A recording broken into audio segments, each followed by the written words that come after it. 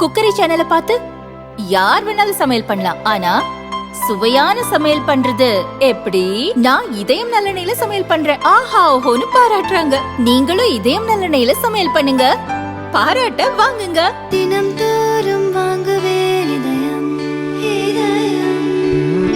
Doctor மன்மோகன் சிங் அவர்களுக்கு இறுதி மரியாதை செலுத்திவிட்டு வருகை தந்திருக்கின்றேன். அவருடைய மறைவு இந்தியா ஒரு மிகப்பெரிய ஒரு தலை சிறந்த தலைவரை இழந்திருக்கிறது. டாக்டர் மன்மோகன் சிங் அவர்கள் மிக மிக எளிமையானவர், அதைவிட மிக மிக மிக நேர்மையானவர். இப்படி ஒரு மனிதரை இனி வரும் காலத்திலே நிச்சயமாக நாம் பார்க்க முடியாது. டாக்டர் மன்மோகன் சிங் அவர்களிடம் நான் மத்திய சுகாதாரத்துறை அமைச்சராக 5 ஆண்டு காலம் அவர் தலைமையிலே பணியாற்றினேன், 2004 2009 வரை. அப்பொழுது அவருடைய வயது 72, என்னுடைய வயது 35. ஆனாலும் என்னை மற்ற மூத்த அமைச்சர்களை எவ்வளவு மரியாதை கொடுக்கிறார்களோ அந்த மரியாதை எனக்கும் அவர் கொடுத்தார். அது மட்டுமல்ல, முக்கியமாக அனைத்து சுதந்திரம் கொடுத்தார் செயல்படுவதற்கு. You do what you want for the country அப்படின்னு சொல்லிட்டார். பதவியேற்று முதல் நாள் அவரை சந்திக்கின்ற நேரத்தில் நான் கேட்டேன், sir what should I do for the country? உடனடியாக அவர் சொன்ன வார்த்தை, நான் சிறு வயதிலே கிராமத்திலே வாழ்ந்தேன். அப்பொழுது மருத்துவமனை 23 கிலோமீட்டர் தொலைவில் இருந்தது. எனக்கு கண் பிரச்சனை வந்தது, எனக்கு மருத்துவமனை செல்ல முடியாத ஒரு சூழல் இருந்தது. ஆனால் இன்றைக்கும் எனக்கு அந்த கண் பிரச்சனை இருக்கிறது. கிராமத்தில் சுகாதாரத்தை மேம்படுத்த வேண்டும் என டாக்டர் மன்மோகன் சிங் அன்று பிரதமராக என்னிடம் சொன்னார். அதன் பிறகுதான் இந்தியாவுக்கு பல திட்டங்களை கொண்டு வந்தோம். எனக்கு அதாவது அத்துணை ஆதரவு கொடுத்தார், அத்தனை ஊக்குவித்தல். இன்று தேசிய கிராமப்புற சுகாதார திட்டம் என்று உலகத்தில் மிகப்பெரிய சுகாதார திட்டம் கொண்டு வந்தது அவர் காலத்திலே நாங்கள் கொண்டு வந்தோம். 108 ஆம்புலன்ஸ் திட்டம், பொது இடங்களில் புகைப்பிடிக்க கூடாது சட்டம், எச்சரிக்கை விளம்பரங்கள், புகையிலை பொருட்கள் எச்சரிக்கை விளம்பரங்கள், குட்காவை தடை செய்தது, ஆஷாக்கள் இந்தியாவில் உள்ள 8 லட்சம் கிராமங்களை நியமனம் செய்தது, food safety standard act of India, polio ஒழித்தது எல்லாமே அவர் காலத்திலே கொண்டு வந்ததுதான் காரணம். எனக்கு முழு சுதந்திரம், he gave me all the freedom. அந்த அளவுக்கு எனக்கு ஊக்குவித்து, அதாவது பல முறையை சொல்லியிருக்கின்றார், சுகாதாரத்துறையில 50 ஆண்டுகள் செய்யாததை அன்புமணி 5 ஆண்டுகள் செய்திருக்கிறார் என்றெல்லாம் ஊக்குவித்து, எனக்கு மறக்க முடியாத ஒரு தலைவர். மிகப்பெரிய இழப்பு இந்தியாவுக்கு. அவர் நினைவிலே நான் வாழ்ந்து கொண்டிருப்பேன்.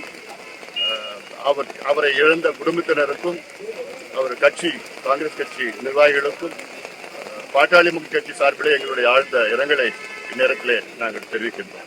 புகையிலை பிரச்சனை சம்பந்தமா அவருக்கு அவ்வளவு அழுத்தம் வந்தது, எனக்கு அதுக்கு மேல வந்தது. அதாவது என்னுடைய சக அமைச்சர்கள் பல பேர் எதிர்த்தாங்க. நாடாளுமன்றத்தில் கிட்டத்தட்ட 120 140 எம்பிகள் கையெழுத்து போட்டு இந்த தீர்மானம் எனக்கு எதிராக கொண்டு வந்தாங்க. அவருக்கு அவ்வளவு அழுத்தம் வந்தது. அதன் பிறகுதான் ஒரு குரூப் ஆஃப் மினிஸ்டர்ஸ் மீட்டிங் கொண்டு வரலாமா என்ன கேட்கிறார். அவர் பிரதமர், அவர் நினைச்சா எதோன்னா சந்திக்கலாம். என்ன கேட்கிறார், என்ன பண்ணலாம், அழுத்தம் வருது, sir whatever you want நீ பண்ணலாம், ஒரு குரூப் ஆஃப் மினிஸ்டர்ஸ் போடலாமான்னு கேட்டார். போடுங்களேன் சார். அதுல யார் போடலான்னு கேட்கிறார். எனக்கு அவருடைய பாதி வயது தான் எனக்கு. இல்லை sir whatever you Pranab Mukherjee போடலாமான்னு கேட்டேன். Sir please sir. அப்புறம் இதெல்லாம் அப்புறம் இறுதி நிறைய அதுல உள்ள இருக்கிறது எனக்கு நான் இப்ப சொல்ல விரும்பல. நான் உள்ள நிறைய நடந்தது. இறுதியில எனக்கு ஆதரவு கொடுத்தார். ஒரு பக்கம் மற்றவங்களா இருந்தாலும் அவர் மட்டும் எனக்கு ஆதரவு கொடுத்தார். அதே போல இன்னொரு சம்பவம், அவருக்கு 2வது பைபாஸ் பண்ண வேண்டிய சூழல் வந்தது. அந்த 2வது பைபாஸ்னா அது ஒரு பிரச்சனையான ஒண்ணு. அது மிகப்பெரிய எக்ஸ்பர்ட் தான் பண்ணணும். நாங்க எல்லாமே அவர்கிட்ட போய் பார்த்து, சார் நம்ம பாம்பே போலாம், பாம்பே ஹாஸ்பிட்டல் டாக்டர் ரமகாந்த் பாண்டான்னு ஒருத்தர் இருக்கிறாரு, அவர் தான் உலகத்துல எக்ஸ்பர்ட் பைபாஸ், செகண்ட் பைபாஸ் பண்றதுல அப்படி சொன்னோன்னு அவருக்கு ஒரு மாதிரி கோவம் வந்தது. என்ன சொல்றீங்க, நானே போய் ஒரு தனியார் ஹாஸ்பிட்டல் போனா என்ன ஒரு முன் உதாரணம் நான் மக்களுக்கு கொடுப்பேன். நான் what example will I set? அதெல்லாம் முடியாது. எனக்கு என்னாலும் பரவாயில்ல, நான் கவர்மெண்ட் ஹாஸ்பிட்டல் தான் போவேன், எய்ம்ஸ்ல தான் நான் போய் பண்ணிப்பேன்னு சொல்லிட்டு அங்க எய்ம்ஸ்ல பைபாஸ் 2வது பைபாஸ் பண்ணி தினமும் நான் போய் பார்த்து அந்த டீம் எல்லாம் பார்த்துட்டு அப்புறமா ஒரு வாரத்துக்கு அப்புறம் தான் அவர் வீட்டுக்கு கூட்டு போய் விட்ட உடனே ஒரு வாரத்துல ஃபைல் பார்க்க ஆரம்பிச்சிட்டாரு. சார் மெதுவா போங்கன்னா my duty for the country இதெல்லாம் எவ்வளோ சொல்றது. அது இப்போ இன்னொரு சம்பவம் சொல்லலாம். டெல்லி எய்ம்ஸ் இருக்கு. டெல்லி எய்ம்ஸ்ல அப்போ நான் சுகாதாரத்துறை அமைச்சரா அந்த அடிப்படையில் நான் டெல்லி எய்ம்ஸோட பிரசிடென்ட். அப்போ டெல்லி எய்ம்ஸ்ல வந்து கான்வகேஷன் நடக்குது. அந்த கான்வகேஷன்ல அவருக்கு நாங்க டாக்டர் பட்டம் கொடுக்குறோம், டாக்டரேட் பட்டம் கொடுக்குறோம். அப்புறம் அழைக்கிறோம், வராரு, கவுன் எல்லாம் போட்டுக்கிட்டு ஸ்டேஜ்ல வராரு. அப்புறம் நான் டாக்டரேட் பட்டம் அந்த கொடுக்குறேன். நானு நீங்க என்ன கொடுக்குறியா சிரிச்சுக்கிட்டே கேட்கிறாரு. ஏன்னா அப்போ அவருக்கு பாதி வயசு நானு. அப்புறம் எனக்கு சந்தோஷமா என்கிட்ட வாங்கிட்டாரு டாக்டரேட் பட்டம் வாங்கினதுல. எல்லாம் மறக்க முடியாத அனுபவங்கள் இன்னும் எவ்வளோ இருக்கு, சொல்லிட்டே போலாம். நான் அது போன்ற ஒரு மனிதர் இன்னும் இனி இருப்பாங்களான்னு சந்தேகம். மிக எளிமையானவர், நேர்மையானவர்.